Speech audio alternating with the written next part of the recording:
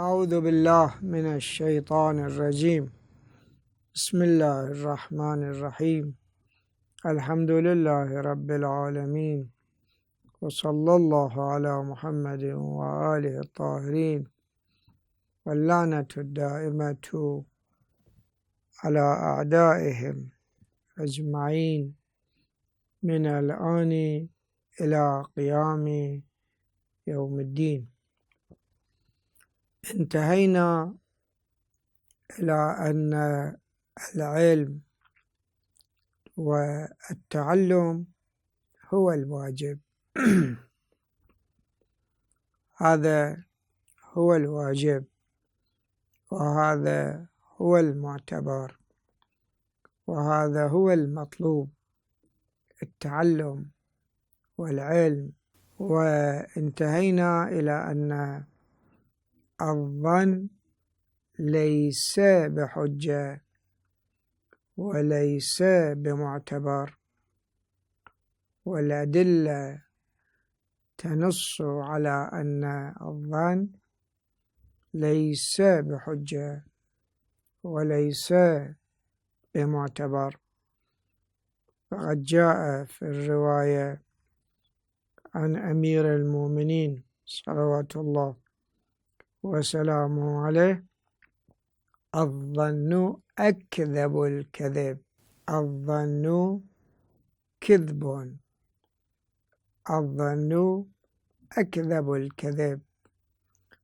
والآيات القرآنية القائلة إن الظن لا يغني من الحق شيئا، وإن هم إلا يظنون، وإن هم إلا يخرصون.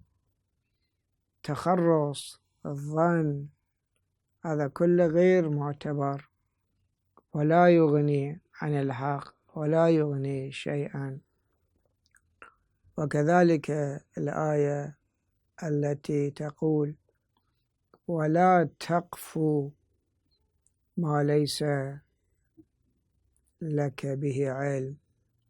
لا تتبع. القفو الاتباع، قفى على آثارهم. لا تتبع ما ليس لك به علم. لا تقف ما ليس لك به علم. الروايات الحاثة على التعلم والدالة على اعتبار العلم كثيرة. واحدة من هذه الروايات عن النبي صلى الله عليه وآله يقول: تعلموا العلم، تعلموا العلم، فإنه به يكون التوحيد. بالعلم يكون التوحيد والمعرفة، يعني معرفة الله سبحانه وتعالى، وبه يعلم الحلال والحرام. فإذن هذه الرواية طبعا منقولة بشكل مكرر. هذه الرواية تتكلم عن العلم واليقين، لأن هو المعتبر في مسألة التوحيد ومعرفة الله، اللي هي من الأمور الاعتقادية ولا يكفي فيها الظن. فبالعلم يوحد الله ويعرف، وبه يعلم الحلال والحرام. يعني بالعلم، يعني اليقين، يعرف الحلال والحرام. والروايات الناهية والآيات الناهية عن القول بغير علم: أن تقولوا على الله ما لا تعلمون، أو أن تقول ما لم يكن لك به علم. مثلا إنه على الله عظيم، ما حافظ الآية بشكل كامل. فإذن القول بغير علم هذا هذا غير صحيح، وهذا على الله عظيم، ما ليس لك به علم أو ما ليس لكم به علم، تقولوا ما ليس لكم به علم وتحسبونه هينا ولكنه على الله عظيم. فإذا القول بغير علم عمل غير صحيح. أخذ الله رواية على العباد أن لا يقولوا بغير علم وأن يقفوا عند ما لا يعلمون. بالإضافة إلى هذا الروايات الكثيرة الدالة على روايات الكثيرة الناهية عن الفتوى بغير علم. لا تفتي بغير علم، لا تفتون بما لا تعلمون. القول بغير علم والفتوى بغير علم في الروايات منهي عنها. من أفتى في الرواية من أفتى بغير علم لعنته ملائكة السماء ولعنته ملائكة الأرض. من أفتى بغير علم لعنته ملائكة العذاب.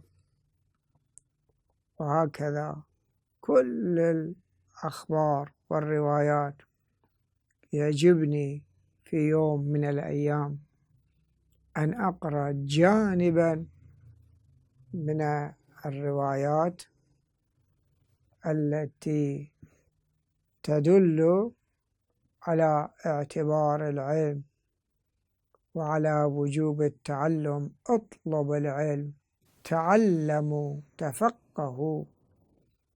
لوددت أن السياط على رؤوس أصحابي حتى يتفقهوا في الدين.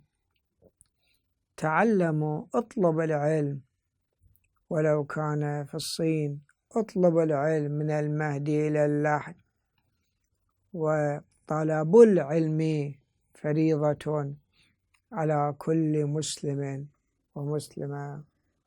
يعجبني في يوم من الأيام نقرأ جانبا من هذه الروايات التي لا تعد ولا تحصى، قريب 3 مجلدات في البحار تتكلم عن العلم وعن اعتبار العلم وتنهى عن العمل بغير علم. من عمل بما لا يعلم كان ما يفسد أكثر مما يصلح. من أفتى بغير علم كان ما يفسد أكثر مما يصلح. وكافل اليتيم، يقول اليتيم هو الذي انقطع عن إمامه، هو أن تعلمه ما وقع إليك من العلم. يعجبني اليوم من الأيام أقرأ هذه الروايات، وأنا أطلب منكم أن تراجعوا البحار، بالأخص الجزء الثاني من البحار،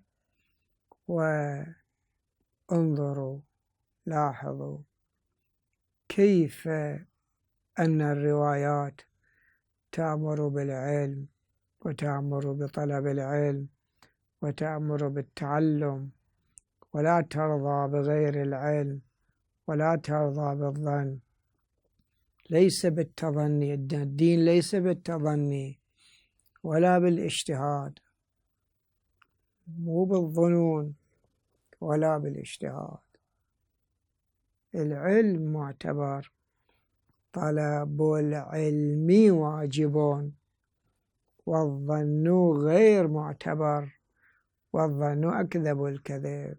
كل من يريد أن يقول بأن الظن معتبر يجب أن يأتي بآية مثل هذه الآية: إن الظن لا يغني من الحق شيئا. اللي يريد يقول الظن معتبر يجب أن يأتي بآية تقول أن الظن هو الحق. إذا ما أتى بهكذا آية الظن باطل. عجيب مع كل هذه الروايات وكل هذا الكلام وكل هذه الأوامر والنواهي والنهي عن الظن والعمل بالظن والعمل بغير علم، ترى أن الفقهاء يعملون بالظن ويقولون يجب على كل مكلف أن يكون مجتهدا. ما هو الاجتهاد؟ الاجتهاد هو استفراغ الوسع لتحصيل الظن بالحكم الشرعي. ما أدري، ما يفهمون هاي الروايات، ما يقرؤون هذه الروايات، ما يفهموها حقهم، لأن أكثرهم من الأعاجم لا يفهمون الكلام العربي. أي عربي الآن يقرأ الروايات في الجزء الثاني من البحار يستيقن بأن العلم هو المعتبر، إلا إذا كان يقولون بأن العلم يعني الظن، يفسرون كلمة العلم بالظن. هذا الشيء طبعا ما مقبول، وهذا الشيء غير معقول. فإذا التعلم واجب، والعلم طلب العلم واجب، بينما طلب الظن ليس بواجب والظن ليس بمعتبر. فستبين الخط الأساسي والرئيسي لعملنا ولهذه الفكرة، تبين الخط الرئيسي لهذه الفكرة. وأما بالنسبة إلى، طبعا هناك اشتباه بالنسبة إلى معنى العلم، مفهوم العلم. العلماء يصورون أن العلم هو احتمال 100%، يقولون بأن العلم هو 100%، ولكن لا نجد رواية تفسر العلم بأنه 100%، وإنما تفسر العلم بنحو آخر. الروايات تقول العلم هو السماع من العالم، هم تبين حقيقة العلم، هم تبين طريق تحصيل العلم. العلم هو السماع من العالم، والعلم ليس هو الإنسان أن يستنبط ويجتهد ويستدل بالأقيسة المنطقية. أصلا القياس منهي عنه، النبي نهى عن المقاييس والاعتماد على المقاييس، روايات متعددة نهى عن المقاييس، يعني حتى الأقيسة المنطقية. مقاييس يعني الأقيسة المنطقية. اللي يقول المقاييس والقياس قياس أبو حنيفة هذا شطط من الكلام، لأن ذاك باطل واضح البطلان. القياس المقصود به في كلام الرسول، لأن ما كان أبو حنيفة في ذاك الزمان. القياس المقصود مقاييس يعني هذه اللي كانت موجودة في زمان النبي، اللي هي الأقيسة المنطقية الأرسطوية كانت موجودة في زمان النبي. النبي نهى عن المقاييس، والأئمة عليهم السلام أعطوا قاعدة عامة، فقال الإمام الصادق كل علم لا يخرج من هذه الدار، يعني دار نفسه يشير عليها، فهو باطل. يعني العلم اللي بالقياس بالمقاييس، أولا المقاييس لا توصل إلى العلم، هاي القطنة طلعها من إذانك. القياس لا يوصل إلى العلم. من يأتي بالعلم؟ صفت مفاهيم وكلمات وأخذ نتيجة، يعني أنت توصلت إلى العلم واليقين. هذا سخرية ليس أكثر. الصغرى والكبرى، كل هذا باطل لا يوصل إلى العلم. اليوم الدنيا كلها تقول العلم هو القابل للإبطال، ويوجد تنفر عظيم في العالم من المنطق الأرسطوئي والأقيسة والأدلة المنطقية.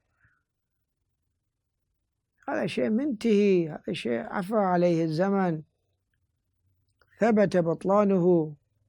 جاء بينكن وأبطله، جاء كانت وأبطله، جاء نيتشه وأبطله، وجاء كل العلماء اللي جاءوا بعد هذا أبطلوا المنطق الأرسطي. كل علم لم يخرج من هذه الدار فهو باطل، ما لم تسمعه من صادق فهو باطل. المسير واضح، المسير معلوم، إذن لا بد من تحصيل العلم. هسه نأتي إلى مبحث آخر مرتبط بهذا البحث، وهو مبادئ الاجتهاد. العلماء يتعرضون إلى مبادئ الاجتهاد. ماذا يجب على الإنسان أن يتعلمه حتى يصبح مجتهدا ومستنبطا للأحكام الشرعية؟ يذكرون أمور: علم الأصول، علم الرجال، علم الدراية، علم المنطق، علم القواعد العربية، النحو والصرف، اللغة العربية. إذن يذكرون بعض أمور، ونحن نقول أول شيء وأهم شيء هو تعلم اللغة العربية، لأن طريق معرفة الأحكام الشرعية إما أن يكون هو القرآن والسنة، وكلاهما باللغة العربية، أو يكون من طريق العقل. طبعا طريق العقل بالنسبة للأمور القطعية اليقينية المسلمة، يعني بعض الأحكام العقل عنده بعض أحكام يدركها ومسلمة، مثل وجوب المقدمة، مثل النهي عن الضد، وهكذا بعض التحسينات التقبيحات العقلية. هذه أمور قطعية يقينية مسلمة، ولكن قليلة. أكثر الفقه يثبت بالقرآن وبالروايات، والقرآن هو عربي، والروايات أيضا باللسان العربي. هذا لسان عربي مبين. لسان الذي يلحدون إليه أعجمي، وهذا لسان عربي مبين، أنزلناه قرآنا عربيا فلان. رواياتهم باللغة العربية، فإذا يتحتم.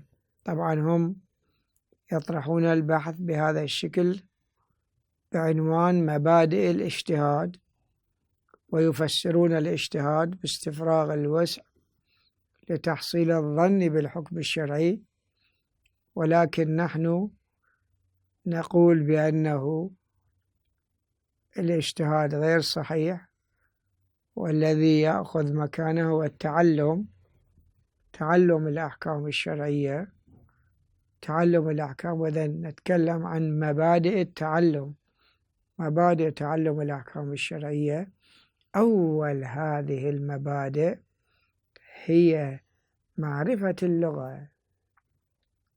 الإنسان اللي يريد يستنبط الأحكام الشرعية يجب أن يكون عارفا باللغة العربية. ليس من الممكن أن يكون إنسان غير عارف باللغة العربية يلحن ويكسر ولا يفهم الكلام العربي ويريد أن يستنبط الأحكام الشرعية، هذا الشيء محال. ولذلك اضطروا إلى الأصول، علم الأصول. هو منو بدأها علم الأصول؟ أبو حنيفة، هذا كان فارسي أعجمي. هي من وصلت للأعاجم لأنهم لا يفهمون الكلام اعتمدوا على الأصول. أبو حنيفة كذلك علماءنا من بعد السيد المرتضى اللي يجوا هم من الأعاجم، لأنه لا يفهمون الكلام اضطروا إلى الأصول والمنطق الأرسطوئي وهذه الأمور. فإذا أول شيء يجب تعلم اللغة. طبعا حينما نقول تعلم اللغة هذا يجب حتى بالنسبة لمن يتكلم باللغة العربية، وبل لسانه هو اللسان العربي من أمثالنا اللي نتكلم باللغة العربية. احنا هم يجب أن نتعلم اللغة، لأن المقصود باللغة العربية ليست هي هذه اللغة المتداولة اليوم. اللغة العربية لها أنواع وأقسام وأنحاء ولهجات اختلافات كبيرة. هذه لغة طي، وذيك تلك لغة فلان، وهذه لغة نجد، وهذه لغة اليمن، وهذه لغة يمامة. اللغات مختلفة. وأما اللغات اليوم اللهجات أصلا أجنبية عن اللغة العربية، اللهجة المصرية واللهجة السعودية واللهجة اللبنانية والسورية والعراقية والخليجية، هذا بعيدة كل البعد عن اللغة العربية. وحتى اللغة العربية الفصحى مثل لغة التلفزيون والراديو اللي هي عربية فصيحة، هذه لا ارتباط لها بلغة القرآن ولغة كلام المعصومين الروايات. هذه في عالم وهذه في عالم آخر، ماكو بينهم ارتباط، باعتبار أن الشيء اللي توصلنا إليه هو أن اللغة كل 30 40 50 سنة تتغير. اللغة تتغير، تختلف اختلافا كليا.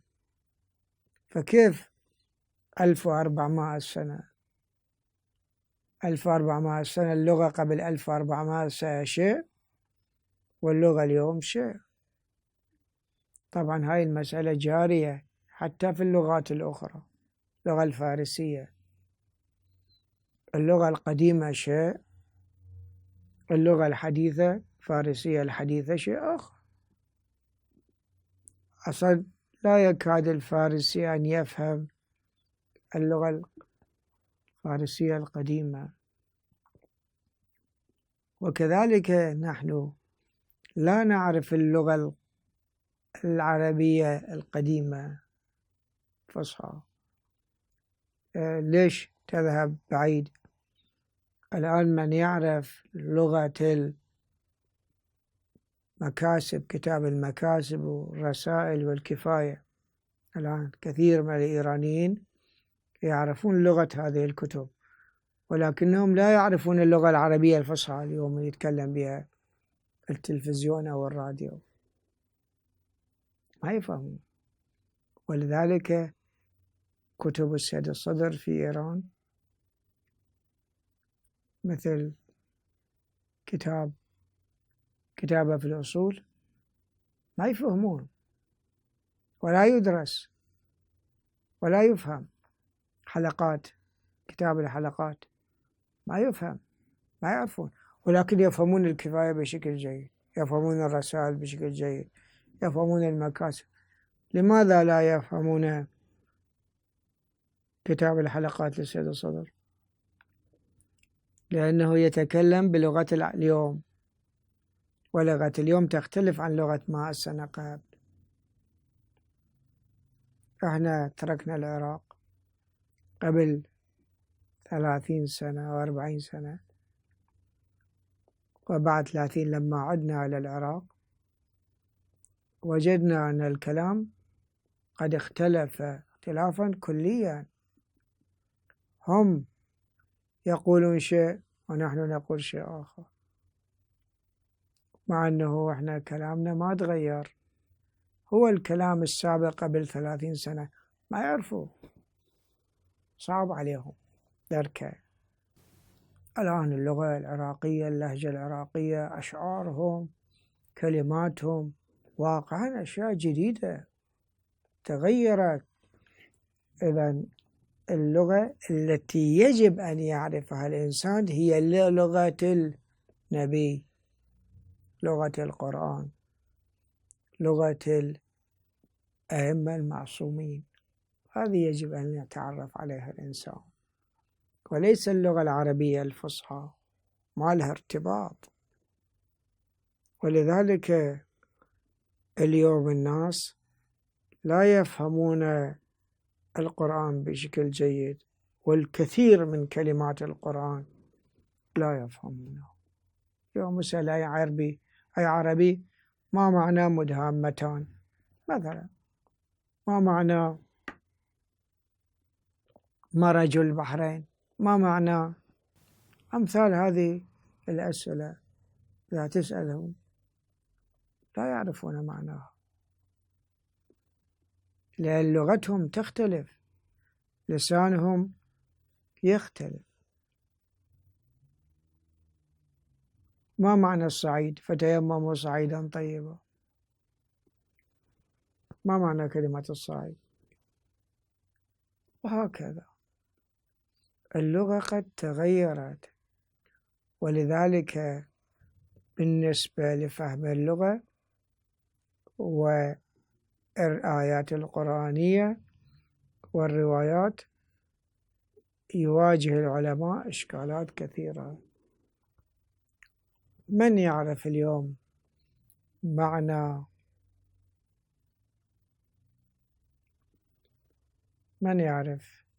معنى كلمة الصعيد؟ من يعرف معنى كلمة الغناء؟ هل يدخل فيها المدائح؟ هل يدخل فيها الردات الحسينية؟ أحد يعرف. اختلف اختلافا كبيرا. وهكذا في كثير من الكلمات. اليوم لا يعرف الناس معنى كلمة كر، لا يعرف معنى كلمة رطو، لا يعرف معنى كلمة مد، لا يعرف معنى كلمة صاع، لا يعرف معنى كلمة طهور. ما معنى كلمة طهور؟ خلق التراب طهورا كما خلق الماء طهورا. يعني التراب ينظف يدك من النجاسة؟ لا. ما هو معنى الطهور؟ لا يعرف.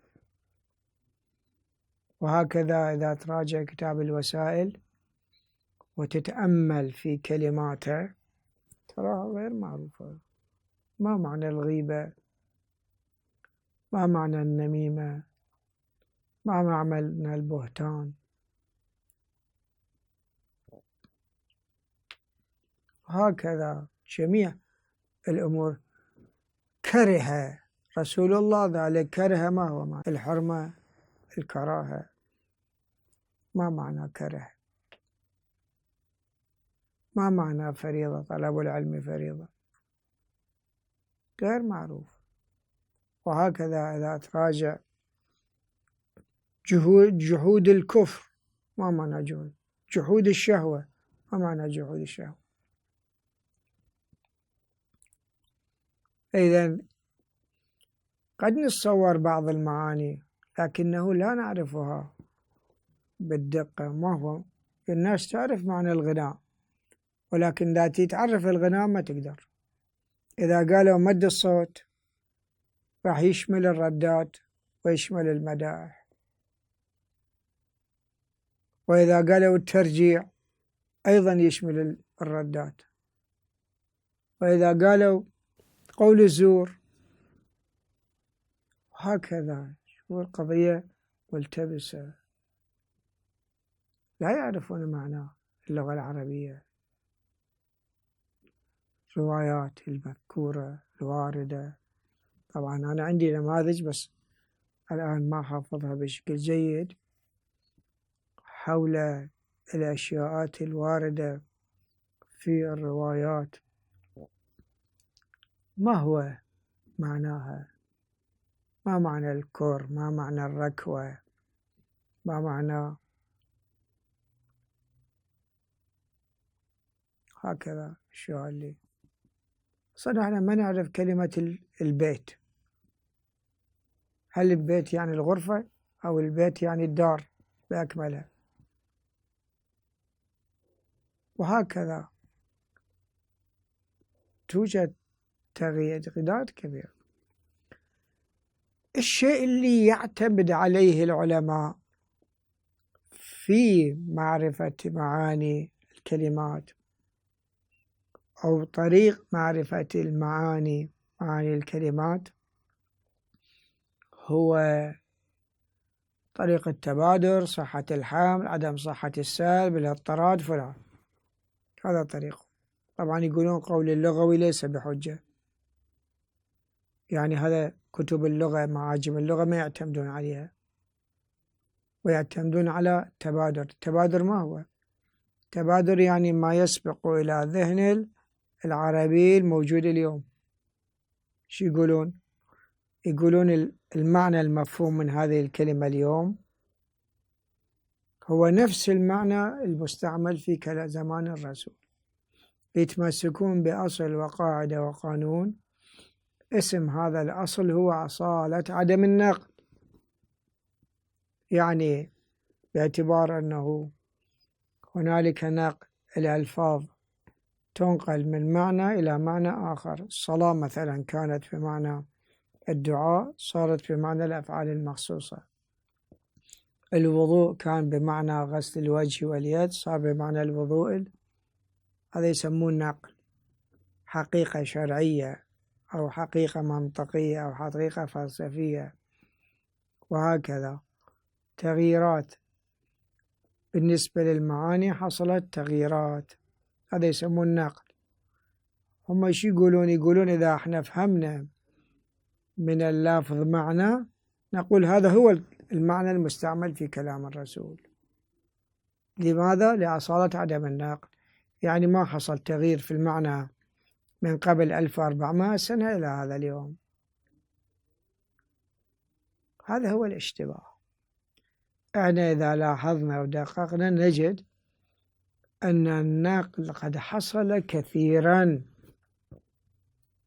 أصلا المعاني اختلفت، معاني الألفاظ اختلفت اختلافا كثيرا.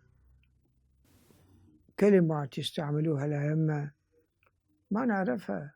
يقول ابغي لي وضوءا، ابغي لي وضوءا يعني شنو؟ الوضوء يعني شنو؟ ابغي لي وضوءا يعني ائتيني بالماء.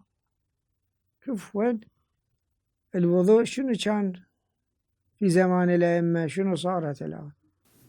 اختلفت.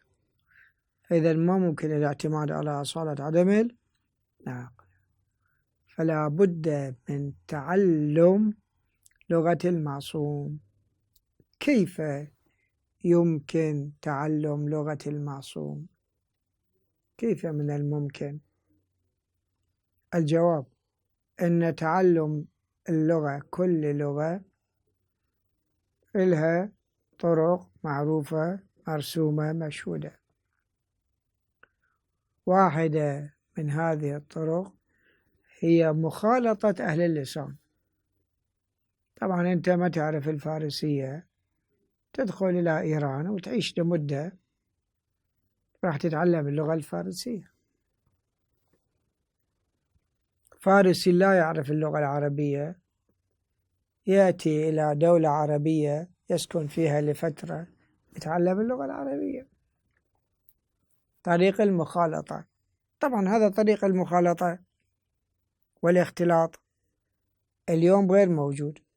لا يمكن لنا أن نختلط بالنبي وأصحاب النبي والأئمة وأصحاب الأئمة، لأن زمانهم سابق. الطريق الثاني هو الطريق تعلم اللغة بشكل أصولي، يعني تذهب إلى معهد اللغة وأستاذ عارف باللغة يعلمك اللغة، هذه الكلمة معناها هذه، وانت تظل تحفظ الكلمات والمعاني وقواعد اللغة. يصير عندك إلمام بمرور الزمان، طبعا ما يكون ذاك الإلمام القوي، بس عندك يصير محصولة معمولة. والطريقة اللي يعني ابتكرتها في هذا المجال، طبعا الإنسان اللي يريد يتعلم لغة النبي ولغة الإمام هو أن يتعامل مع لغة النبي والأئمة بشكل دائم ومستمر، يقرأ الأحاديث باستمرار، يتعلم الأحاديث باستمرار. إذا يوجد أستاذ يسأل من الأستاذ، يستعين بالقواميس اللغوية ويستعين هكذا. ولعل أفضل طريق هو تتبع الاستعمالات. طبعا تتبع الاستعمالات هي الطريقة الحقيقية لتعلم اللغة. أنت إذا أردت أن تتعلم الفارسية، حينما تخالطهم تجد أن أحد يستعمل كلمة آب في الماء، راح يصير عندك فكرة أكو ارتباط بين كلمة آب والماء. شخص آخر أيضا استعملها بهذا الشكل، ثالث رابع خامس. من تتبع الاستعمالات وتتراكم راح يصير عندك يقين بأن آب يعني ماء. بهذا الشكل تتبع هي هاي الطريقة. حتى عندما تحضر في الدرس راح تتبع طريقة تتبع الاستعمالات. الأستاذ يستعمل هذه الكلمة في هذا المعنى، بعد أيام أيضا يستعملها في نفس المعنى، بعد مدة يستعملها في نفس المعنى، وأنت تظل تكرر هذا الشيء وتستعملها الآن تتعلمها. فإذا هو الطريق تتبع الاستعمالات. طبعا اليوم هاي الشغلة محلولة، القواميس اللغوية الروائية موجودة، أو معاجم القرآن موجودة، جمعت لك كل لغة واستعمالاتها، الآياتها ورواياتها. والكمبيوتر أيضا حل المشكلة، تنطي الكلمة للكمبيوتر فيوريك جميع موارد استعمالها في الروايات وفي اللغة العربية، مثل ما عملنا في كلمة فريضة، كان مشكوك فريضة يعني واجب أو فريضة يعني ليس بواجب، مستحب مثلا. رجعنا للغة، اللغة تقول فرض يعني أوجب، فريضة يعني واجب، فريضة يعني واجب الشرعي. ولما رجعنا إلى الاستعمالات وجدنا الصلاة فريضة، الصوم فريضة، الحج فريضة، الطواف فريضة، السعي بين الصفا والمروة فريضة، الوقوف بالمشعر فريضة، الوقوف في عرفة فريضة، وهكذا. لاحظنا أن كلمة فريضة في جميع الموارد مستعملة في الوجوب، وتوصلنا إلى نتيجة قطعية، وهي أن كلمة فريضة تعني الوجوب والوجوب الشرعي. إذن هاي العملية نستطيع أن نتتبعها في التعرف على اللغة. طبعا هاي طولنا البحث في هذه المسألة، ولكن هذه المسألة جدا هامة. يعني مكان ما إنسان يدرس الأصول بتعقيداته بأدلته المنطقية الصغرى والكبرى الأرسطية، هذا العلم الفاشل، مكان أن تدرس العلم الفاشل تعلم اللغة العربية، يصير عندك أنس مع الروايات، تفهم كلام الروايات، أصلا كلامك يصير مثل كلام الإمام، مثل كلام النبي، مثل كلام المعصوم. فرغ الوقت لأجل هذا الشيء، معرفة كلام أهل البيت، محاسن كلام أهل البيت، طريقة كلامهم، معاني الألفاظ المستعملة عندهم. هذا هو العلم، هذا هو الطريق الذي يوصلك إلى العلم. على أي حال كلام صدر من متكلم وهو الرسول صلى الله عليه وآله ومن الإمام، وأنت تعرف المعنى، ليش تدرس الأصول؟ لماذا تذهب إلى المنطق الأرسطوئي؟ تعلم اللغة مثل ما يتعلم كل إنسان لغة أي بلد وأي دولة أخرى. لا، ليس هناك حاجة. أنا أسألك سؤال، كيف كان يتعلم زرار الأحكام الشرعية؟ كيف كان يتعلم سلمان الفارسي الأحكام الشرعية؟ كيف كان يتعلم ابن عباس الأحكام الشرعية؟ كيف كان يتعلم أبو ذر الأحكام الشرعية؟ كان يذهب إلى النبي ويسمع منه، يسمع أو يسأل فيسمع الجواب. هذه كل عملية الاستنباط، لا أصول، لا منطق، لا رجال، لا، كل عملية الاستنباط سؤال وجواب، السماع من العالم. العلم هو السماع من العالم، العلم هو الرجوع إلى العالم والسماع من العالم، بشرط أن تفهم لغته وتفهم كلام. مثل ما اليوم الناس إذا عندهم مسألة يرجع إلى العالم المجتهد ويسأله فيجيبه، باعتبار أنهم أهل لغة، كل السؤال والجواب والتعلم ينتهي. ولكن المشكلة الموجودة إن العالم ليس بعالم، ظان، لأنهم يقول اجتهاد واستفراغ الوسع لتحصيل العلم، تحصيل الظن بالحكم الشرعي، هو ظان. شوف الآن القضية ملتبسة، لا يفهمون، لا يعرفون معنى الكلمات العربية، كلمات الأئمة. هاي كلمة العلم الآن ضايعة، كلمة عالم ضايعة، ما يفهموها، لا يفهمها أحد. ما هو من هو العالم؟ المجتهد. من هو المجتهد؟ الذي حصل الظن، هذا صار ظان، على أي أساس يسمي عالم؟ هذا ظان وليس بعالم. هم لا يعرفون معنى كلمة العالم. العالم من له علم، العالم من حصل على العلم، ولذلك أهل البيت يقولون نحن العالم وشيعتنا المتعلمون. إذن الآن يفسرون، كيف يفسرون كلمة العلم؟ كيف يفسرون كلمة العالم؟ كلمة العلم والعالم يفسروها بالظن، بالمظنونات، الحصول على المظنونات، استفراغ الوسع لتحصيل الظن بالحكم الشرعي. هذا هو العلم، هذا هو العالم. ليش هو الظن هو العلم؟ عندهم مشكلة في فهم كلمة، ولذلك يقرؤون الروايات الدالة على اعتبار العلم ولزوم التعلم ومنع العمل بغير علم والقول بغير علم، الآيات القرآنية يفهموها الظن.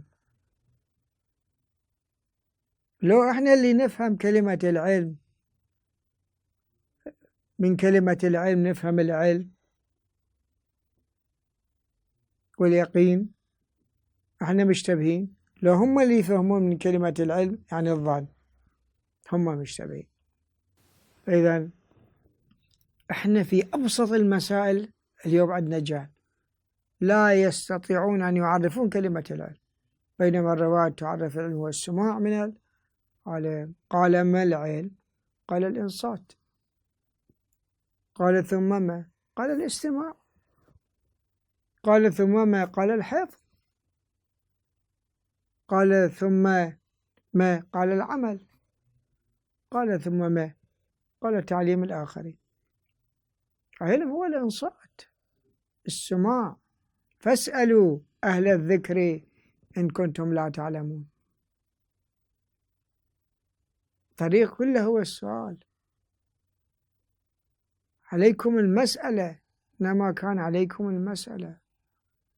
أما سألوا، أما يمموا، اجتهدوا، استنبطوا. رجل أصابه الجدري مجدور، أصابته جنابة، اجتهدوا فغسلوه غسل الجنابة فكز فمات. فقال الرسول قتلوه. أما سألوا، أما يمموا، اجتهدوا. بينما العلم مو طريق الاجتهاد، طريق العلم هو السماع، معرفة اللغة، فهم الفقه. ما لهم لا يفقهون حديثا. الفقه يعني الفهم. يجب أن تكون من أهل اللغة حتى تفهم. وأنت اللي ما تعرف تقرأ سورة الفاتحة بشكل صحيح، تريد تفهم كلام المعصوم وكلام الإمام وكلام القرآن وهاي الاصطلاحات الموجودة في القرآن وفي الروايات، ما نفهم ما نعرف أبسط الكلمات. قلت لك العلم لا يعرفون معناه، ما يفهمون من روايات العلم أهمية العلم، اعتبار العلم، وجوب العلم. ما يفهمون من كلمة الظن، أن الظن أكذب الكذب، يعني الظن هذا اللي هم يعتمدون، اللي هو الاجتهاد. فمسألة جدا مهمة، والمسألة جدا خطيرة، ويجب تغيير الطريق، تغيير المسلك. يجب أن نسمع من الإمام، والناس عالم ومتعلم، ونحن العالم وشيعتنا المتعلمون. لا تأخذك يمنى يسرى، منطق أرسطوئي، استدلال أدلة براهين صغرى وكبرى، هذه كلها باطل في باطل. أول مبادئ التعلم هو معرفة اللغة والإلمام باللغة، سواء كان عن طريق الأنس بكلامهم أو كان عن طريق التتبع. فلن نكتفي بهذا المقدار، وصلى الله على محمد وآله الطاهرين.